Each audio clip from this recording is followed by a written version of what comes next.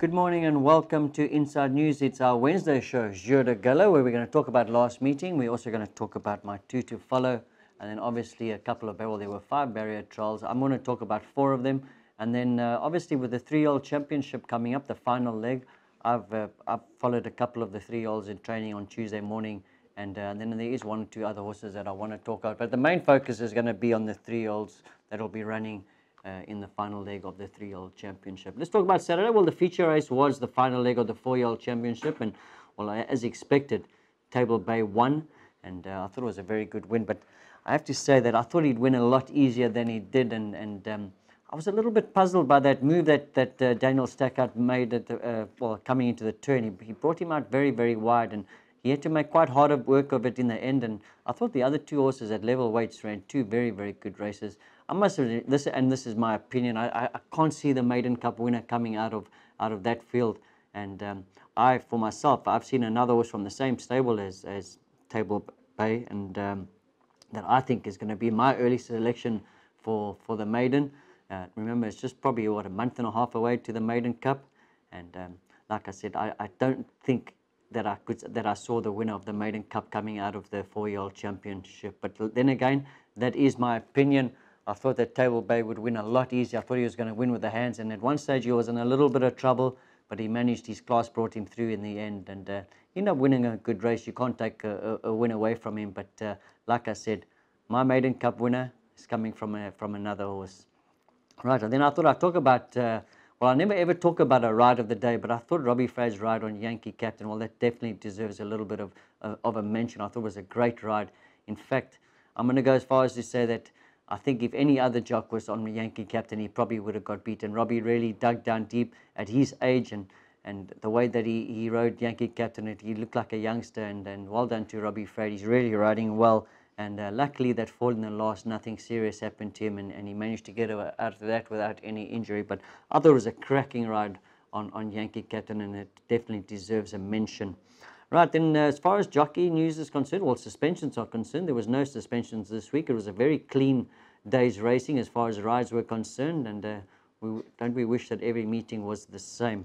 And then just to let you know that Craig Zaki apparently has been given the green light to come and ride for the Amwasa Doyle stable. He's a very good rider, this youngster. I've seen him in South Africa, and I think he's going to do very, very well. I think that the Doyle stable is just about to hit their peak very, very soon, and I think they're going to finish off the second half of the season very, very well. And I wish Craig Zaki all the best with the Doyle yard. I think they've got a couple of nice horses, and I think they're going to have a little bit of fun, the stable, and obviously Craig Zaki as well. So looking forward to seeing him arrive in Mauritius. Like I said, he is a nice rider. We did see him on International Day. Very, very competent rider, and I'm looking forward to see him coming around to ride for the second half of the season. Right, let's talk about my 2 to follow. And the first horse I want to talk about is Henry Tudor from the Pritam Derby stable. And judging by South African form and the fact that he's by the stallion VAR, I thought that the 1400 was going to be a touch too far for him. I know Shahil did like him, but I thought the 1400 was going to be a little bit too far for him. But he ran a cracking race this horse. Well, he didn't have an easy race. He was one off the whole way. He was never covered, and he came into the straight, and they pressed the button quite early on him. And in fact, I think at one stage he could have maybe hit the front, but just maybe the race fitness just got him at the end. But he still rallied on very, very well to just go, I think about a half length behind that was Sky High Flyer, which I rate. I think Sky High Flyer is a decent horse, and I think that's a cracking run. I would love to see this horse sort of maybe been given cover, or even in a 1365 if he leads. I think he's going to be quite a tough horse to beat next time. That was a very, very good run, and these Vars are very, very nice horses, and they're very tough horses, and I think Henry Tudor showed that on Saturday when with that run. Like I said, it wasn't an easy race for him. So Henry Tudor, I'm going to keep my eye on him. I think he's definitely going to be worthwhile following for the future. Right, then my second horse to follow, well, the horse that I'm going to follow in the future is Dance on Air from Patrick Mervin's stable. He made his debut, and I thought it was an excellent debut. He got squeezed at the start, and Imran Chisti had no other option but to sit near the ball. He did sit last most of the way, took his time, and he went for that inside run, and he really quickened up nicely this horse. And remember, he ran behind some decent horses, Yankee Captain, Lee Star, who shared the 4-year-old championship, And that's a very good run to finish just a length behind those horses first time up. He is a 5-year-old, but he's got some decent form in South Africa. And obviously, with that experience and that run under the belt, he's going to be a much better horse next time. And he's definitely worthwhile keeping an eye on Dance on Air. I think he's going to win 1 or 2 races before the end of this season. And he might just go on to win a couple of races in his career in Mauritius. So Dance on Air, another horse I'm going to keep an eye on. And I have to say, our 2 to follow have been doing quite well. So let's hope that these two carry on with that sort of suit, and they keep proving us that the 2 to follow is worthwhile following. Right, well, that is the past. Let's move on to the future. Like I said, there were 5 barrier trials, but there's 4 that I want to talk about. The 1 barrier trial were horses that have been racing, and I think they just, some of them just had to repass and blinkers. But there's the barrier trials I want to talk about, a couple of new horses, and then a couple of horses that are trying blinkers as well, and we just want to see how they improve. The first barrier trial was Prince of Wales from the Pretom Derby stable. He had the yellow jacket. Choir of Angels, Patrick Mervyn with the green jacket, and then Malak Al Maluk. He was being tried with the blinkers for the first time. Prince of Wales, well, I think he was ordered to repass because he pulled up with a little bit of an issue last time, and I have to say there was a very good third behind 10 Gun Salute that race, and it looks like, well, judging by this gallop, it looks like he's over that problem, and I don't know, this horse just keeps on improving. If he stays 100% sound, he could quite likely pick up a race very, very soon. Then Choir of Angels, well, he's a 4-year-old. In fact, well, he turns 5 in a week's time. You remember, all the horses are going to turn 5 next week. And he's only a 1-time winner. But his last run was a very good second behind that horse, Cool at Heart, which I rate quite highly. And I thought that was a very good run. And it looks like his best form is over a 1400 to a 1600. And he's rated 45, and he possibly could be a useful sort. And then Malak Al Maluk, like I said, he tried the blinkers for the first time. I'm quite surprised that he never had blinkers in South Africa, this horse, because he just looks like a candidate for blinkers. He just looks like, for me, I think the blinkers are going to do the trick for this horse. He's a nice horse. He's obviously above average, but he's just lacking something, and hopefully the blinkers are going to sort out Malak Al Maluk. Right, that was the first barrier trial. Let's move on to our second one, which was actually the third barrier trial. And these are all new horses, so this is why I wanted to talk about it. There was Come On Sunny from the Pravin Nagadu yard. He had the yellow. He's a keeper from the Sadoil yard. He had the red. And then Trojan Quest from Jean-Michel. He had the blue. So let's talk about them. Come On Sunny, well, he's a 4-year-old from Cape Town. Both his wins were over 1400 meters. And I noticed that this horse doesn't run well in the soft or in the heavy going back in Cape Town. So obviously I think the track here in Mauritius is going to suit him a lot better because he doesn't do well in the soft. And he's only rated 37, so he could prove quite useful to the Nagadu yard. I see some of his horses actually go look quite nice. It's nice to see Pravin pulling out his new horses, and the stable's really getting better and better. He's a keeper. Well, he's from the Sadoil yard. He had the red jacket, and although he is a winner, he hasn't got the greatest of form, this horse. And I see his best run was over 1000 meters, and I'd like to see this horse run before I can make any sort of judgment on him. Like I said, he hasn't got the strongest of forms. And then Trojan Quest, well, he's a 2-time winner from Cape Town. 19 starts for those 2 wins, so it's quite a lot of racing he's had, but he has been placed in quite a lot of his starts, so he's a fairly consistent horse, and it looks like they're taking their time with this horse, and I think there's still a lot of scope for improvement from Trojan Quest, so we'll keep an eye on him as well.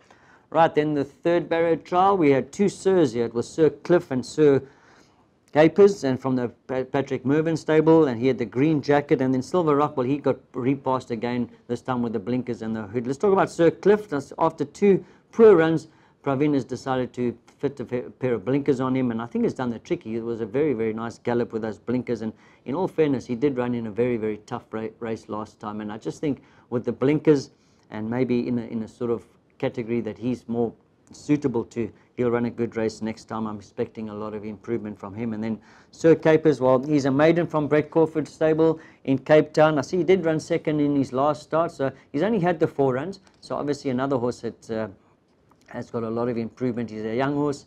He did run a good second in the 1000 meter last time. It looks like he'll be a decent horse over the 990, even over the 1365.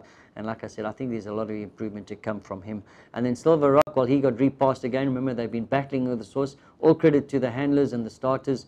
They're getting Silver Rock there, and they're winning the battle with him. And that's quite nice because he's a nice horse, and he's, like I said, he's a horse that I think could pick up 1 or 2 races if he gets that issue of the starting stalls behind him. It looks like they're winning the battle with him, so that's quite good news about the Rameshwar Gajira runner, Silver Rock. Right, then the final barrier trial, there are 4 horses here. Chosen Path from the Sadoil yard. He tried the blinkers. He had the red jacket. He's got gears from Vincent Allett, the green. Emerald Victory, a newcomer from the Praveen Nagudu once again. He had the yellow jacket, and then Bear Hug from Jean-Michel Henry. He also tried blinkers for the first time. So 3 of these horses tried blinkers for the first time, and I'm surprised that Chosen Path's never raced with blinkers. He won a nice race first time up here in Mauritius, but it just seems to have lost his sort of early speed, or he's just lacking something, just like Malak Al Maluk. And judging by this gallop, obviously the blinkers have made a world of a difference, and he's definitely going to be worthwhile following Chosen Path. I think he's above average, this horse. He just hasn't been putting it in, and let's hope the blinkers do the trick. He's got gears. Well, he hasn't shown us that he's got gears yet. He hasn't shown anything really, and I would imagine the blinkers are probably a last resort for he's got gears. I'm sure they're hoping that'll improve him, but that it doesn't seem like he's got gears is really making so much or too much improvement. And then Emerald Victory, unfortunately, we don't have any form to talk about. I couldn't dig up any form about him, but he's obviously a 3-year-old maiden because he's rated 26, and hopefully we can dig up some form on him. It was quite a nice gallop from the newcomer, and it'll be interesting to see what his form is like. But like I said, he's obviously a maiden. He hasn't won a race because he is rated 26. He's a 3-year-old. And then Bear Hug, well, he's had 2 satisfactory runs in Mauritius. Hasn't disgraced himself.